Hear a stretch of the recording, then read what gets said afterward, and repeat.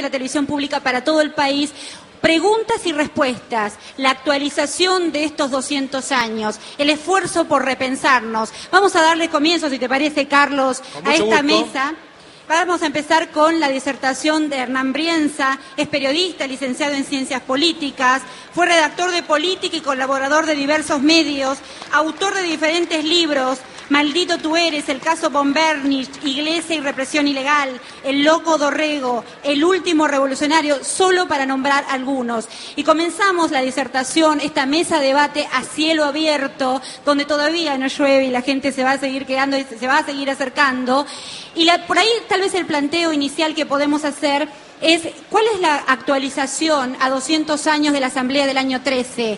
El fracaso, las conquistas, ¿cuánto pesaron esas conquistas y cuánto camino abrieron la imposibilidad de declarar en 1813 la independencia argentina? Muy bien, señor Hernán Brienza. Enzo, para los amigos, a la cancha. Buenas noches a todos y a todas. Siempre me hago la misma pregunta, que es: ¿qué estamos haciendo acá? Y me parece que hoy esa pregunta tiene un sentido mucho más importante, porque por primera vez en muchísimo tiempo se debate, se piensa, se estudia historia en forma colectiva.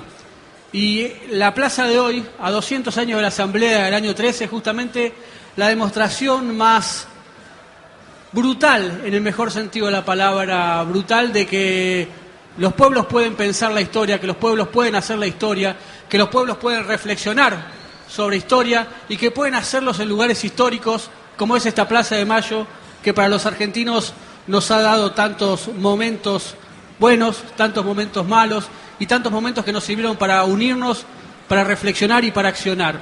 Yo les quiero hacer una invitación a todos, que es la de imaginarnos la misma Plaza de Mayo hace 200 años. En realidad, hace 200 años y unos meses, exactamente el 8 de octubre de 1812. ¿Y por qué quiero que pensemos en esa fecha, en ese día? Porque la Asamblea del año 13 nace en realidad el 8 de octubre de 1812. Pongámonos en el lugar: cabildo a nuestras espaldas, enfrente el fuerte, en el medio de la plaza, la vieja recoba, barro, la plaza era de tierra. Imagínense lo que significaba una mañana como la del 8 de octubre, que los granaderos de José de San Martín se pusieran frente al fuerte y le exigieran la renuncia al primer triunvirato, que es el formado por Chiclana, Zarratea y Paso. Y el hombre fuerte de ese primer triunvirato era Bernardino Rivadavia. ¿Y por qué José de San Martín planteó que debía renunciar a ese primer triunvirato?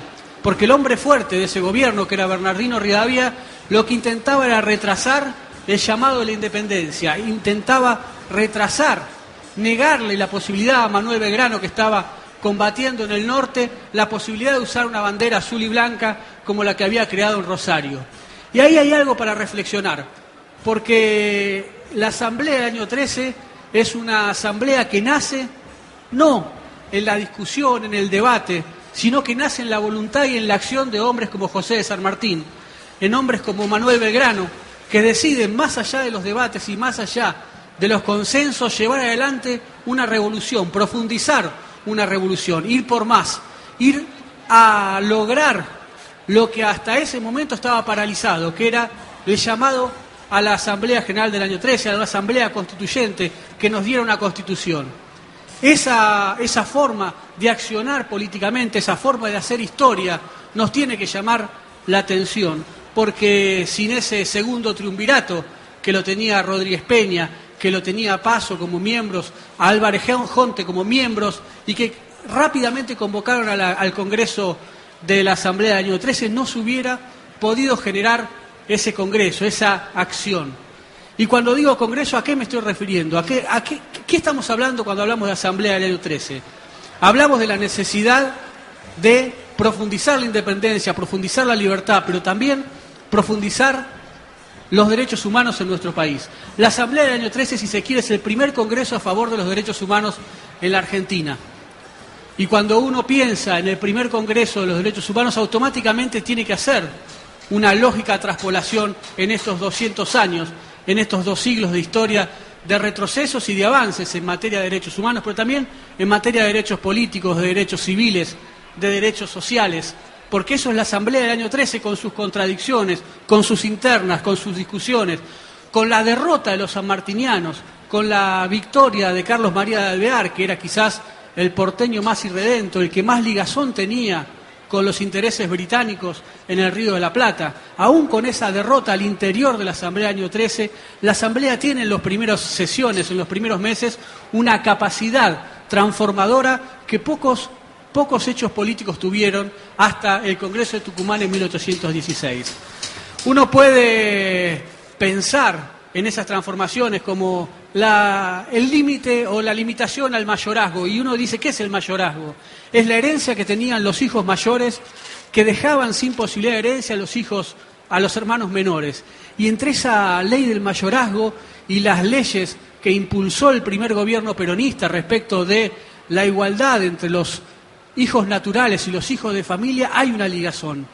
Cuando uno piensa en la igualación de los derechos de los pueblos originarios con los criollos, uno está pensando también en la igualación y en un gran problema que seguimos teniendo los argentinos, que es el problema de la negritud. ¿Por qué? Porque no se pudo abolir la esclavitud en ese 1813 por la presión de Portugal, por la presión de Gran Bretaña, por las timideces de quienes, la timidez de quienes llevaban adelante el Congreso, la Asamblea del año 13. Sin embargo, se implantó algo, se implantó la libertad de vientre, que cualquier hijo que naciera en esa tierra iba a ser libre.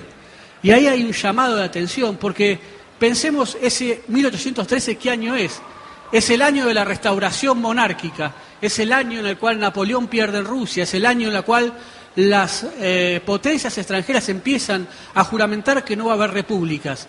Y la única república en el mundo hasta ese momento que quedaba importante era Estados Unidos. Y aquí en el sur un grupo de asamblearios dice, nosotros también queremos limitar la esclavitud, nosotros también queremos abolir el tráfico de esclavos. Y digo, ¿por qué hay un problema también con la negritud? Porque los afroamericanos han sido borrados de la historia, pero también el mestizaje ha sido borrado de la historia. Los negros han sido borrados de la historia, excepto cuando gobiernan los criollos, como dice el Martín Fierro. Digo, esa relación que hay entre 1813 y quizás los derechos sociales posteriores que fueron avanzando a lo largo de estos 200 años.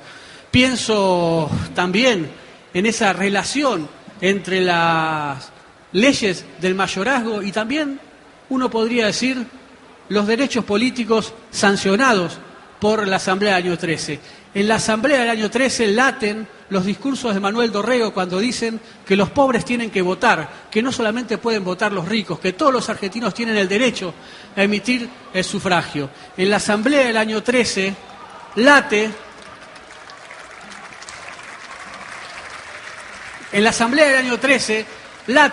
la ley Sáenz Peña del voto universal, secreto y obligatorio, arrancada por los radicales a la oligarquía del momento. Y digo arrancada porque fue arrancada con la Revolución de 1890, de 1895, de 1903, de 1910. Esa ley fue arrancada por las armas, no fue arrancada por el consenso.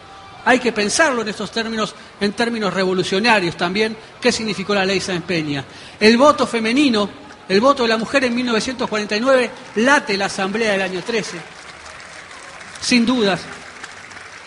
Y cuando uno piensa en la abolición de las torturas, en la destrucción de los elementos de tormento, uno no puede más que pensar en las madres de Plaza de Mayo que daban vuelta y vuelta en el año 77, 78, en busca de sus hijos. Pero tampoco puede dejar de pensar en el proceso que se lleva adelante desde el 2003 en los juicios y el castigo a los responsables por los delitos de lesa humanidad en la Argentina. En cada condena que se hace un genocida, late la Asamblea General del año 13. Pero hay más todavía, porque la ley de mayorazgo también tiene que ver con los derechos civiles, tiene que ver con el matrimonio igualitario. Y hay más todavía, porque cuando la Asamblea del año 13 dice y decreta la libertad de imprenta en Argentina, en las Provincias Unidas del Río de la Plata, y a mí me suena ¿Qué es eso de libertad de expresión? ¿Qué es eso de libertad de imprenta? ¿Y qué es eso de ley de medios de comunicación audiovisual? Cuando uno piensa en la ley de medios de servicios audiovisuales, está pensando y está discutiendo también la Asamblea General del año 13. Es por eso que a mí me parece que es importante hacer esta reflexión, pero hacer la reflexión, hacerla en público, hacerla colectivo, discutiendo, peleando, sabiendo cuáles son los avances y los retrocesos de la Asamblea y también saber cuáles son los retrocesos y los avances de estos 200 años de historia que hemos compartido los argentinos.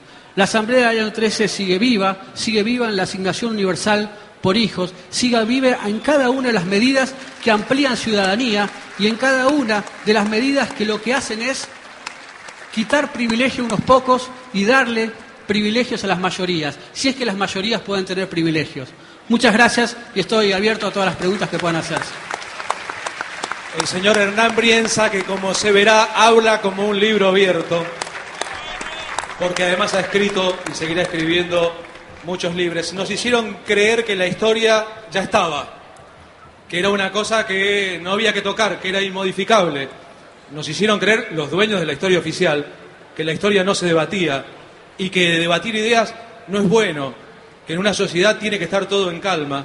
Y la verdad, si miramos la película de la historia argentina, veremos que la historia nunca estuvo quieta, que la historia siempre se movió y que cada vez que se movió la historia se sumó un poco más de gente a la adquisición de derechos y que cuando la historia avanza, avanza en las calles, no avanza en los palacios, no avanza en los jardines de invierno, sino en las plazas, como la Plaza de Mayo esta noche y tantas veces desde el 25 de mayo de 1810. Hernán Brienza dijo además algunas cosas que nos gustaría sintetizar, Cintia García. Una frase para poder dar dinámica a esta mesa de debate donde cada uno de los disertantes va a hablar durante 10 minutos para después poder tener la posibilidad de que la gente, el público, ustedes puedan hacer preguntas que serán transmitidas para todo el país. Una frase que rescato de Hernán Brienza es: uno no puede dejar de pensar en las madres de Plaza de Mayo que daban vuelta alrededor de la plaza.